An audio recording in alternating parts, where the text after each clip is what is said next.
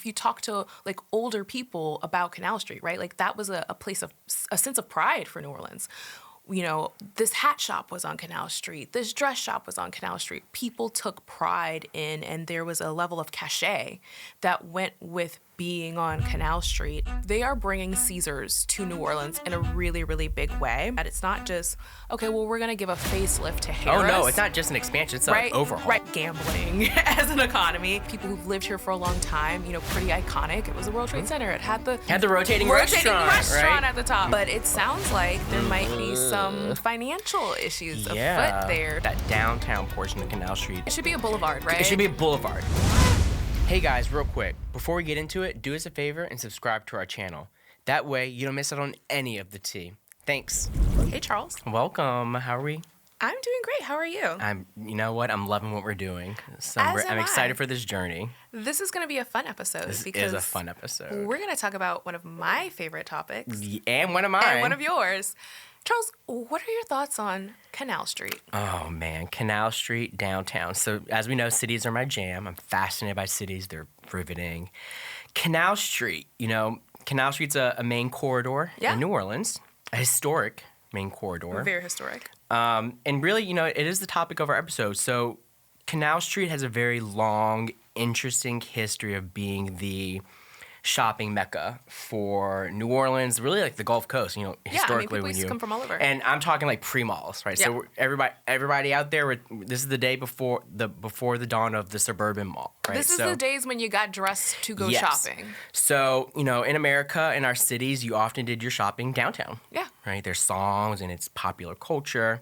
And New Orleans was no different than any other city where we had a main street with shopping. And for us, it was Canal Street, right? So when you look at Canal Street historically, it was full of department stores. Yes. And for our New Orleanians out there, even if you're new, you might have heard of it, but one of the big ones is called Maison Blanche. Maison Blanche. Maison Blanche was, this is such a fun topic, you know, New Orleans' version of Macy's, if you will. Yes. Macy's, right? I mean, we would go to see Santa as kids at Maison Blanche. They had a mascot, Mr. Bingle. Yeah, like iconic. And there were many other big department stores on Canal Street. Krauss, Gaucho's, you know, if you had to go shopping, you went to Canal Street. But this all changed as malls started opening up in the suburbs. So in New Orleans, the first mall was Lakeside Shopping Center in Metairie. She lives today. Lakeside opened in 1960. Yeah. And soon after that, you started to see a bunch of others, Oakwood on the West Bank in the 60s. Yeah. By the 80s, kind of a second wave of malls, Esplanade, Belle Promenade, and Marrero. Throwback. Lake Forest Plaza Mall in the 70s in the East. Yeah. Right? What was the mall's gain was Canal Street's demise. Right. Okay. And this is true for every city. So malls started closing their department stores in their downtowns to open up newer modern stores in their suburban malls. And this led to a urban decline that was decades in the making, right?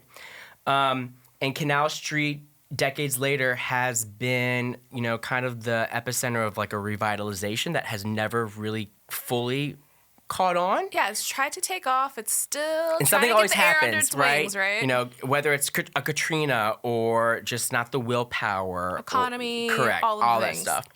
So here we are, yet again, in another iteration of trying to revitalize Canal Street. And as we've been discussing, a lot of this is but you know, the Super Bowl. In conjunction with the Super Bowl. So it's kind of hard to disentangle the two. Yeah.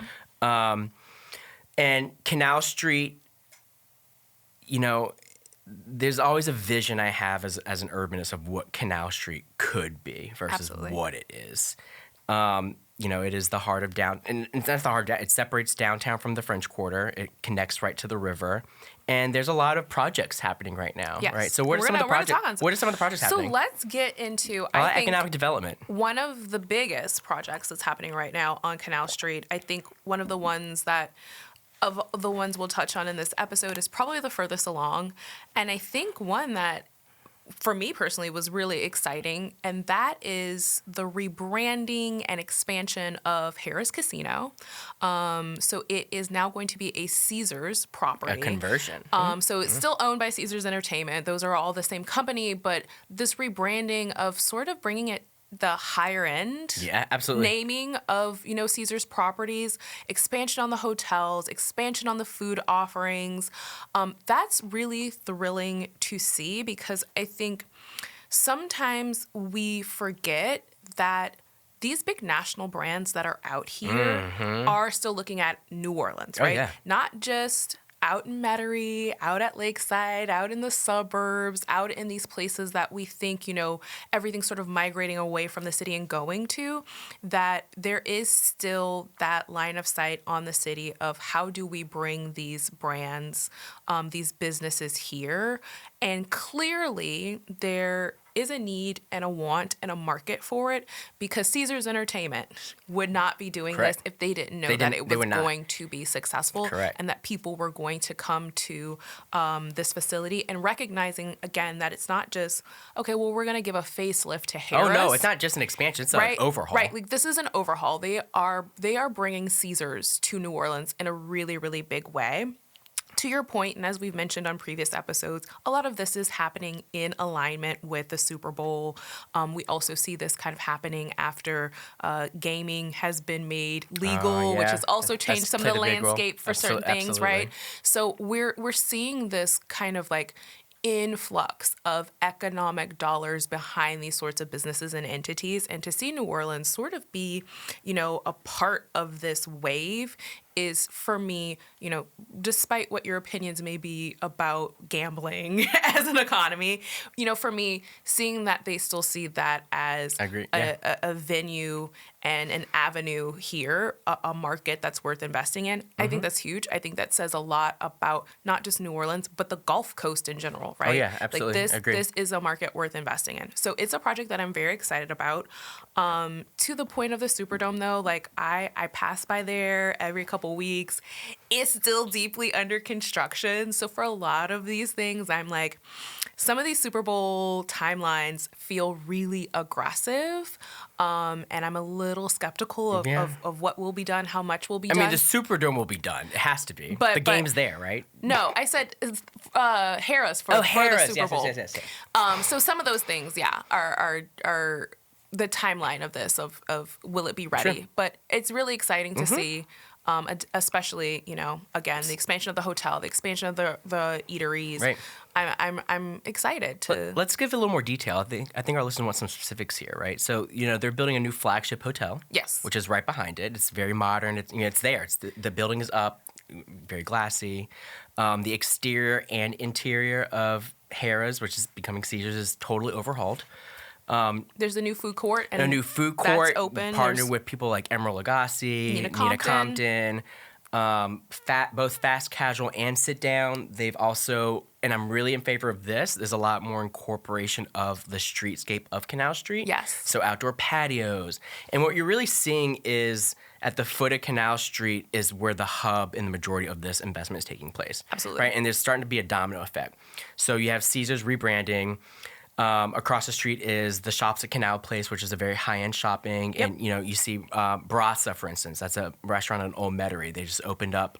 In the old Morton space. Correct. So it's really great to see another, higher-end restaurant filling that space. So I see what they're doing, right? Yeah, It's like I can see this deliberate, strategic, okay, we're really starting. Canal Street's long, it goes all the way to Mid-City and the cemeteries, but that downtown portion of Canal Street has always been on everyone's eye of especially people who are from here who knew what it used to be.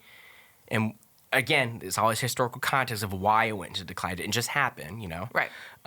But to, realize that Canal is arguably, a heartbeat of downtown. And we see that with the new ferry terminal down there too as well. That's another investment. It's ferry not terminal. just from a business standpoint, right? Yep. We're seeing infrastructure change and improve and be revitalized right there at the foot of Canal Street. So it's all very exciting. It is. Another development that's down in that same corridor is the Four Seasons Hotel. Oh, yeah. Which I know is really thrilling for people to see And that opened before. The Caesars, old World Trade Center kind of be revitalized and restored. It is mixed, so it's partially hotel, partially residential, very high-end, new restaurants. The rooftop. But it sounds like there might be some financial issues afoot there. So we just Very recent development. Yeah, recent development is that there may be some issues with paying the mortgage on that particular property, and that the owners are potentially looking for additional investors. The property's not on the market yet, but there is sort of now this kind of watch happening of what is going to happen with this development. So it's a little disconcerting to see, because definitely. it's definitely one of those projects I think everyone was really excited. That building stayed vacant for a really long time. Right? It's a really dominant building in our city in that it's this high-rise right on the river, skyline. Super prominent in the skyline. For people who've lived here for a long time, pretty iconic. It was the World Trade Center. It had the rotating restaurant right? at the top, then a rotating nightclub. So it's something that I think really sticks out in a lot of people's minds. Right. And so to see it, and it wasn't just any hotel; it was a Four Seasons. That's what I was gonna say. To see it become a brand like the Four Seasons, again, those kinds of decisions where those kinds of brands say we want to invest in and be in this city is huge. So yeah, it's a little disheartening to hear that there may be some troubles in the water there, but hopefully, again, in alignment with the Super Bowl, we'll see, some of those things kind of turn around as people come back to the city, really get excited about what's happening here, hopefully attract some additional conventions, and some of the things that were really softened by the pandemic, really see some of that turn around with these sorts of projects. Yeah. And, so we mentioned the ferry terminal is new, the Four Seasons. New. These new restaurants. It's also by the convention center, which feeds, think about it. We're making a connection now from the foot of Canal Street, Convention Center Boulevard to the River District. The River District. So this all, right? For people who are listening to our podcast, they're all coming there. It's all kind of interconnecting, right? Absolutely. And make no mistake, that's all very strategic. This also feeds into this years-long effort to create one contiguous linear park along the river. To connect the Marion and Bywater to the Warehouse District and everything in between.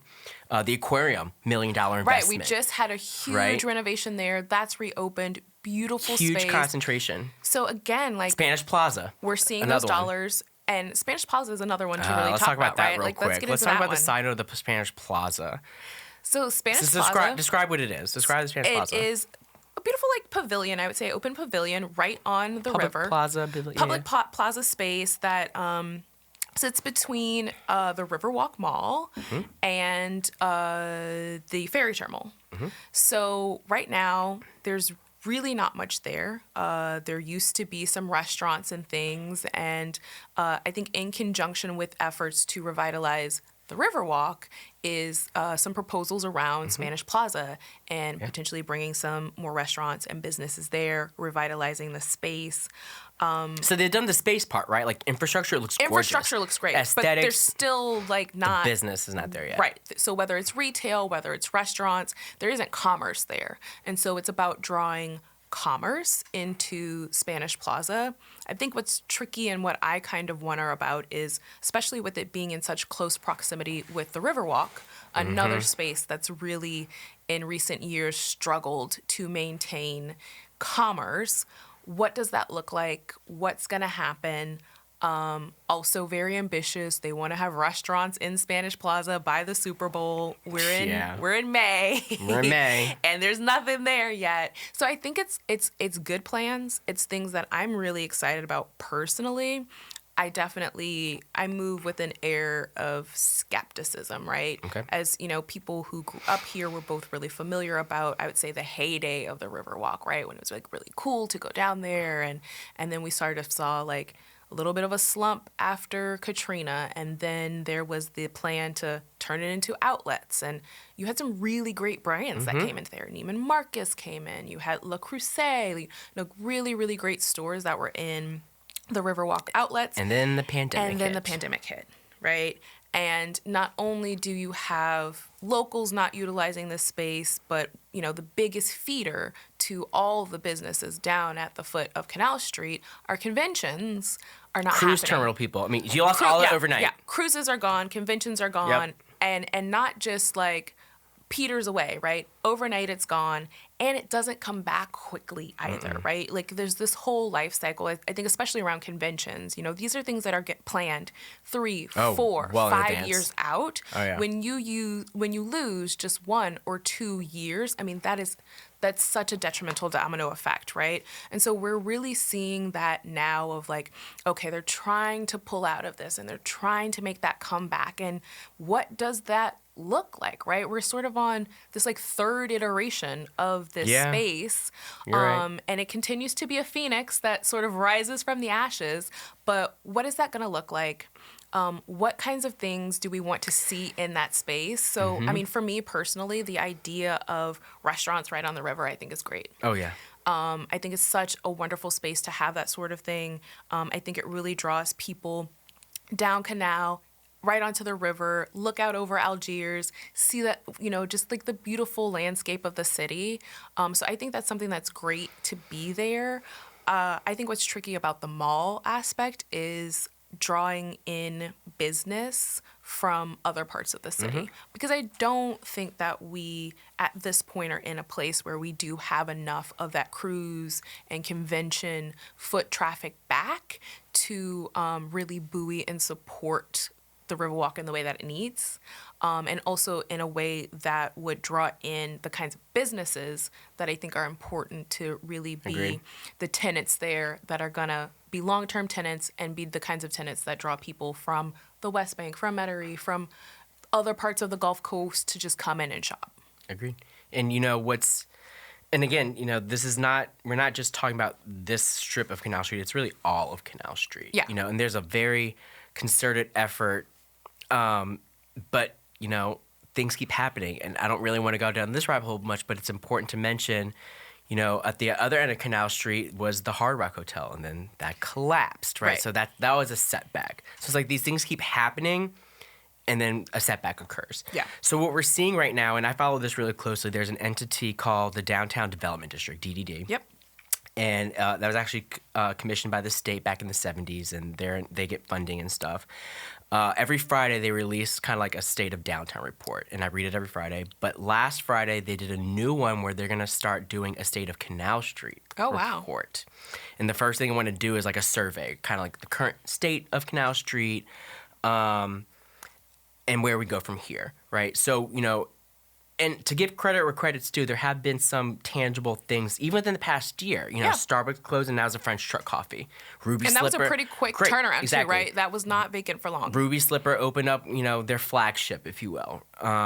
So there's this effort to bring more, and this is what I've been hearing through the grapevine, is to make Canal Street kind of a hub of local outposts of local retail. Right. Right? And to add more outdoor seating, make it very European, right? Lean into that. Right, it should be a boulevard, right? It should be a boulevard. I will say, I do think there needs to be a complete overhaul of the trees on Canal Street. It's hot. Yes, There's it's no too hot, shade. 'cause it's all the concrete. functionality of palm trees does not work, but that's another conversation. A month ago, they restriped all of Canal Street. Again, that was completely in anticipation of the Super Bowl. It needed a paint job anyway. So we're doing these small things to clean it up a little bit. Yeah. Right? But that cleanup is just one piece of the puzzle. Yeah. So it needs a complete overhaul of what Canal Street could and should be. Less tourist shops, less t-shirt stores, fast food, and more into these local restaurants, right? Like kind of you said, the more boulevard type of approach. Do you think it can get to that? I think we all say we want this, and it's been discussed for years, but never actually happens. Will this be different? What will be different about this time? I think it's tricky. What I will say could potentially be different this time around in the long term is the success of something like a river district that does bring more residential to downtown and closer to Canal Street, right? Because we have seen more residential in downtown, but it's really been more warehouse district in the new South Market district, which is in walking distance of Canal Street, but not on top of Canal Street, right? True. I think bringing people into that space as residents more is what's going to help create that. You mean more local residents, or more even local residents, and even if it's seasonal in a sense of like people who can afford to like primarily live in New Orleans in like winter months and things, but still want those sorts of amenities near them. I think that's what's going to create that. It needs to be more than just solely tourism that is supporting this. And so I believe it can happen. I think it's a much longer term vision than even, 15, 20 years, right? Like, I think this is a really, really like long game that we're playing with Canal Street. Because also a lot of those things. Does that things, frustrate you? It it's is been very a long frustrating. game already. It is very frustrating because I think a lot of those things that were like, if we just had like 10% less of these t-shirt shops, Yeah. seems like such an easy thing to change. It really does, like on the surface. But it's not, right? We know as we've watched these battles happen of trying to limit how many of them can open, limit their types of signage, all of these things that like these just grueling battles that have happened around something as simple as t-shirt shops. Yeah. And so when you talk about getting some of these local businesses to come and put an outpost on Canal Street, like, do I want to come and put my coffee shop or my restaurant or my higher end t-shirt shop next to this? And so I think like shifting the mentality of locals around Canal Street is so important too, right? Like, Poydras is, just the next like major thoroughfare over, and the feel, the difference, the likelihood of people to say, I'm going to walk down Poydras Street versus I'm going to walk down Canal Street for locals, like that mentality is so different. And these are two streets that are a literal stone's throw apart from each other, right? Even businesses coming to those two streets, restaurants coming to those two streets. So I think it's totally possible. I think the additional development we're seeing at the foot of Canal Street is definitely going to help, I hopefully buoy that up. But I think it is a very, very long road. Another thing to keep in mind, so we talked about how this bleeds into the River District, but this also feeds into the Biomedical District. Right. Right, which we haven't really talked about And we haven't really yet. touched on that because you got to cross over Claiborne to get You have to go that. to Claiborne, but they do have the Bio Innovation Center on Canal Street, so the other end, right? And also what we've seen too in conjunction with that, right? We see that there's like some new developments with a Trader Joe's coming down into the city. Tulane Avenue. Right on Tulane, right? So we do... Ochsner just announced their new medical school with Xavier downtown. That's going to be Benson Tower. downtown at Benson Tower, right? So we do see that there is this investment in bringing people, whether it's to live or to work, back into downtown. And I think those kinds of projects are really what will create that revitalization that we need to see on Canal Street is people need to feel like they're a part of this community again. I think as locals, we got very divorced from what happens on Canal Street, right?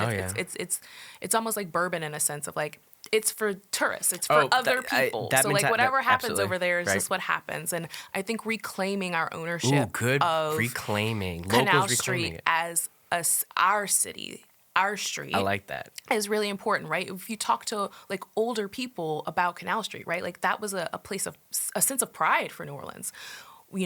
This hat shop was on Canal Street. This dress shop was on Canal Street. People took pride in, and there was a level of cachet that went with being on Canal Street. And so I think really getting back to that and really restoring the importance of that thoroughfare to us as locals is what will help drive that change. Do we want to go back to that or completely something new? It's something new, right? Because that is a world that doesn't exist anymore. I mean, we're seeing it with our malls, right? The landscape of retail and what cities look like is changing. It's how do we maintain the historical aesthetic in the new world of how cities function, right? So that is not necessarily going to be like big luxurious department stores on Canal Street, right? But it might mean that we've got local restaurants that have, a bigger location out in the suburbs, but they've got a smaller outpost here in the city, and maybe on top of that is a couple of apartments, Like, I think those are the things what do you think would make better, more national chains or local outposts of local stores? I think it's a Combination of the two. And why would they choose Canal over going into maybe the Riverwalk or Canal Place? My personal preference is always local. I want to see our local businesses thrive. We have so many people that do pop-ups or food trucks that would love to shift into that brick and mortar space. And so to be able to create that opportunity for local entrepreneurs, I always think is the best bet and the best way to go. Again, recognizing that we are a city that thrives on tourism. So when you have national change and national brands that people recognize, that always is a draw and helps. So I definitely think it's so important to have that balance. Okay. I think the Riverwalk, though, is a great space where some of these kind of food court style things, these food halls that haven't been as successful here, using the food court there as a space for that. I mean, that's existing infrastructure rather than trying to, I think, create something that's worked in other cities relatively well, but for whatever the reason has not really worked here. That's the kind of thing I could see in the Riverwalk. But definitely on Canal Street, I would love to be able to see kind of a mix of, some bigger names that draw people in, draw outsiders in, but also that opportunity for our locals to show what they have and really showcase themselves on a grand street in our city. Agreed. And, I just thought of this. Another thing that is part of this revitalization is, and this has been in the works for a few years now, is to create like a downtown transportation hub. Yeah. Right? Way back then, the Basin Street terminal was there, and that, that's just like concrete now. And the city landed a major grant to build a downtown transportation hub, and it's currently in like the renderings and bidding stage, but that'll be a big, even just like psychological thing to have that, to have that, yeah. To have like a one-stop shop versus like small little bus stops that are scattered throughout, but have a shelter, and right? To connect a protected, people, right? Yes. Like so I think that'll be another. To the city, to their jobs. Right now, especially as people have trickled out into the suburbs. I mean, if you look at trying to get from Jefferson Parish to Orleans Parish, depending on where you're trying to go, it can be very complicated, and you end up actually like passing up your destinations sometimes to get to those different interchanges. There's no central hub. So like to have a central hub that says, "Yep, this is the center spoke on this wheel. We're connecting everybody and then distributing everyone out." To have our regional transit authority actually be a regional transit authority. Imagine that would be exciting. But I think all of those things come with commerce, with people living downtown. I think we're starting to see that wave. I think Canal Street is a huge part of that. And so it's like always thrilling we all and exciting recognize for me. the problem and we all want it to be fixed, but nothing happens. So it's like, let's fix it. Let's fix it. Let's fix it. We all want it to be a thriving corridor, So and it could be. If we were to kind of nail down what we think is the most pivotal of these sort of foot of Canal Street projects, which one are you thinking is like, this is the one that is really making the most impact? I think the Caesars will make a really big impact, both the overhaul of the actual casino and the hotel. Yeah. They'll also bring was it Nobu? Is that what it is? Nobu's coming, yep. Right. So I think that's gonna cater to a whole particular, the higher end segment clientele tourists who come to New Orleans, which will also feed into the Four Seasons, right? I'm not worried about the lower end of Canal Street. I want this to now start trickling down to the blocks. Right. Going more upriver. That is my main area concern. They're doing a really good job of doing that, minus Spanish Plaza, which could use a little more boost. A little more. But I'm hoping that this leads to a larger, elevating this to all of Canal Street. Yeah, because right now kind of it feels really bookend, right? The foot of Canal Street is got so much happening. It's flourishing. It's thriving. And then you've got... The other end's, fine. Yeah, you've got up at Claiborne. Things are happening there. But, in that between, middle. It feels like, ooh. So, yeah, I would agree if I were to kind of put a Pelican point on this. Yeah, what's our Pelican point? I definitely think the Harrah Caesars conversion is huge. I think it says a lot about our city and... future investment in our city from an external standpoint, which is important.